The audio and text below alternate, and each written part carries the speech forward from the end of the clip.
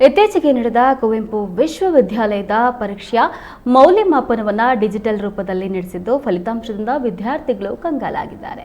ವಿಶ್ವವಿದ್ಯಾಲಯದ ಆಡಳಿತ ಡಿಜಿಟಲ್ ಮೌಲ್ಯಮಾಪನಕ್ಕೆ ಸಾಕಷ್ಟು ತಯಾರಿ ನಡೆಸದೇ ಇರೋದ್ರಿಂದ ಬೇಕಾಬಿಟ್ಟಿ ಫಲಿತಾಂಶಗಳು ಬಂದಿದ್ದು ವಿಶ್ವವಿದ್ಯಾಲಯದ ನಿರ್ಲಕ್ಷ್ಯ ಹಾಗೂ ಬೇಜವಾಬ್ದಾರಿತನವನ್ನು ಶಿವಮೊಗ್ಗ ಜಿಲ್ಲಾ ಎನ್ಎಸ್ಯುಐ ತೀವ್ರವಾಗಿ ಖಂಡಿಸಿದೆ.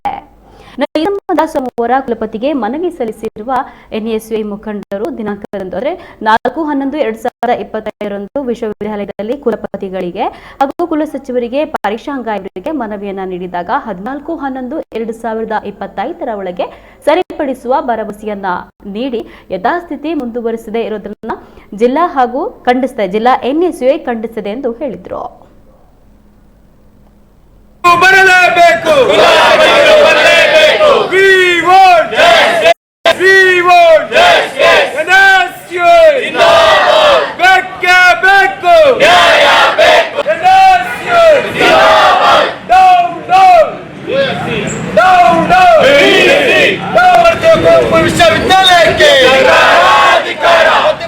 ಇವತ್ತು ಶಿವಮೊಗ್ಗ ಜಿಲ್ಲಾ ಎನ್ಎಸ್ಯುಐ ವತಿಯಿಂದ ಕುವೆಂಪು ವಿಶ್ವವಿದ್ಯಾಲಯದ ವಿರುದ್ಧ ಪ್ರತಿಭಟನೆ ಮಾಡ್ತಾ ಇದ್ದೀವಿ.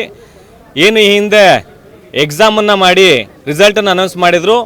ಇದು ಮುಂಚೆ ಎಲ್ಲ ಮ್ಯಾನ್ಯುವಲ್ ವೆರಿಫಿಕೇಷನ್ ಆಗ್ತಾ ಇತ್ತು. ಆದರೆ ಈಗ ಎಲ್ಲ ಡಿಜಿಟಲ್ ವೆರಿಫಿಕೇಷನ್ ಅಂತೇಳಿ ಮಾಡಿ ವಿದ್ಯಾರ್ಥಿಗಳು ರಿಸಲ್ಟಲ್ಲಿ ಕಂಗಾಲಾಗಿದ್ದಾರೆ. ಯಾಕೆ ಅಂತಂದರೆ ಇವರು ಫಸ್ಟ್ ರಿಸಲ್ಟನ್ನು ಬಿಟ್ಟಾಗ ಎಲ್ಲ ವಿದ್ಯಾರ್ಥಿಗಳಿಗೂ 0 ಮಾರ್ಕ್ಸ್ ಬರುತ್ತೆ, ಹೋಲ್ಡ್ ಮಾಡ್ತಾರೆ. ಮತ್ತೆ ರಿಸಲ್ಟ್ ಬಿಡುತ್ತೆ, 4, 5, 6 ಅಂಕಗಳನ್ನ ಕೊಡ್ತಾರೆ. ಆಮೇಲೆ ಮತ್ತೆ ಹೋಲ್ಡ್ ಮಾಡಿ ಮತ್ತೊಂದು ಫೈನಲ್ ರಿಸಲ್ಟ್ ಅಂತೇಳಿ ಅನೌನ್ಸ್ ಮಾಡ್ತಾರೆ. ಇದರಲ್ಲಿ ಸಾಕಷ್ಟು ಬದಲಾವಣೆಗಳಾಗಿರುತ್ತೆ. ಈಗ ವಿದ್ಯಾರ್ಥಿಗಳು ಆ ಗೊಂದಲಕ್ಕೀಡಾಗಿ ನೆಕ್ಸ್ಟ್ ಅವ್ರು ಎಕ್ಸಾಮ್ ಫೀಸ್ನ ಕಟ್ಟಬೇಕು, ರಿವ್ಯಾಲ್ಯೂಯೇಷನ್ನ ಫೀಸ್ನ ಕಟ್ಟಬೇಕು ಅಂತೇಳಿ ವಿಶ್ವವಿದ್ಯಾಲಯ ಪದೇ ವಿದ್ಯಾರ್ಥಿಗಳ ಮೇಲೆ ಹೊರೆಯನ್ನು ಹೊರಿಸ್ತಾ ಇದೆ. ವಿದ್ಯಾರ್ಥಿಗಳು ಅವ್ರು ಬರೆದಿರ್ತಕ್ಕಂಥ ಎಕ್ಸಾಮಿಗೆ ಕರೆಕ್ಟಾಗಿ ಅಂಕಗಳನ್ನ ಪಡೆಯೋಕ್ಕೆ ಆಗ್ತಾ ಇಲ್ಲ. ಅವರು ಏನು ಇವಾಗ ಎಕ್ಸಾಮ್ ಆದಮೇಲೆ ಅವ್ರಿಗೆ ಮ್ಯಾನ್ಯುವಲ್ ಅಂಕಪಟ್ಟಿನ ತರಿಸ್ಕೊಂಡು ಇಲ್ಲಿ ವೆರಿಫಿಕೇಷನ್ ಮಾಡಿಸಿದಾಗ ಅವರಿಗೆ 10ರಿಂದ 15 ಅಂಕಗಳು ಹೆಚ್ಚಾಗಿ ಬಂದಿರೋದು ಕಾಣಿಸುತ್ತೆ. ಇದನ್ನು ವಿಶ್ವವಿದ್ಯಾಲಯಕ್ಕೆ ಹೋಗಿ ಕೇಳಿದಾಗ ಇಲ್ಲ, ಇದು ಟೆಕ್ನಿಕಲ್ ಎರರ್ ಆಗಿದೆ, ನಾವು ಸರಿ ಮಾಡ್ತೀವಿ ಅಂತ ಹೇಳ್ಬಿಟ್ಟು ಈ ಹಿಂದೆ 4ನೇ ತಾರೀಕು ಮನವಿ ಕಾಪಿ ಕೊಟ್ಟಾಗ ಹೇಳಿದರು. ಆದರೆ ಇವತ್ತು ಅದೆಲ್ಲ ಸರಿ ಇದೆ, ನೀವು ಬೇಕಿದ್ರೆ ರಿವ್ಯಾಲ್ಯೂಯೇಷನ್ಗೆ ಹಾಕೊಳ್ಳಿ ಅಂತ ಹೇಳ್ಬಿಟ್ಟು ವಿದ್ಯಾರ್ಥಿಗಳ ಮೇಲೆ ಹೊರೆಯನ್ನು ಹೊರಿಸ್ತಾ ಇದ್ದಾರೆ. ಒಂದು ರಿವ್ಯಾಲ್ಯೂಯೇಷನ್ ಫೀಸು 250ರಿಂದ 300 ರೂಪಾಯಿ ಇರುತ್ತೆ.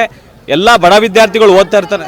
ಈಗ 1000 ರೂಪಾಯಿ ಆಗಿದೆ ಅಂತೆ. ಎಲ್ಲ ಬಡ ವಿದ್ಯಾರ್ಥಿಗಳು ಓದ್ತಾ ಇರ್ತಾರೆ. ಒಂದು ಸಬ್ಜೆಕ್ಟಿನ ಫೀಸ್ 1000 ರೂಪಾಯಿ ಆದರೆ 6 ಸಬ್ಜೆಕ್ಟಿಗೆ 6000 ರೂಪಾಯಿ ಆಗುತ್ತೆ. ಇದನ್ನು ಕುವೆಂಪು ಯೂನಿವರ್ಸಿಟಿ ಇದನ್ನು ವಸೂಲಿಯನ್ನಾಗಿ ಮಾಡಿಕೊಂಡು ಅವರ ಬೊಕ್ಕಸನ್ನು ತುಂಬಿಸ್ಕೊಳ್ಳಿಕ್ಕೋಸ್ಕರ ಈ ಕಾರ್ಯವನ್ನು ಮಾಡ್ತಾ ಇದೆ. ವಿಶ್ವವಿದ್ಯಾಲಯಕ್ಕೆ ಶಿವಮೊಗ್ಗ ಜಿಲ್ಲೆ ಎನ್ಎಸ್ಯುಐದಿಂದ ಎಚ್ಚರಿಕೆಯನ್ನು ನೀಡ್ತಾ ಇದ್ದೀವಿ. ಆದಷ್ಟು ಬೇಗ ಈ ಸಮಸ್ಯೆಯನ್ನು ಬಗೆಹರಿಸ್ತಾ ಇದ್ದರೆ ಕುವೆಂಪು ವಿಶ್ವವಿದ್ಯಾಲಯನ ಮುತ್ತಿಗೆ ಹಾಕುವಂಥ ಕೆಲಸವನ್ನು ಮಾಡ್ತೀವಿ. ಹಾಗೆ VC ರಿಜಿಸ್ಟರ್ ಸಿಕ್ಕಲ್ಲಿ ಮಸಿ ಬೆಳೆಯುವಂಥ ಕಾರ್ಯಕ್ರಮವನ್ನು ಕೂಡ ಶಿವಮೊಗ್ಗ ಜಿಲ್ಲೆ ಎನ್ಎಸ್ಯುಐ ಮಾಡ್ತೀವಿ ಅಂತೇಳಿ ಈ ಮೂಲಕ ಎಚ್ಚರಿಸ್ತಾ ಇದ್ದೀವಿ.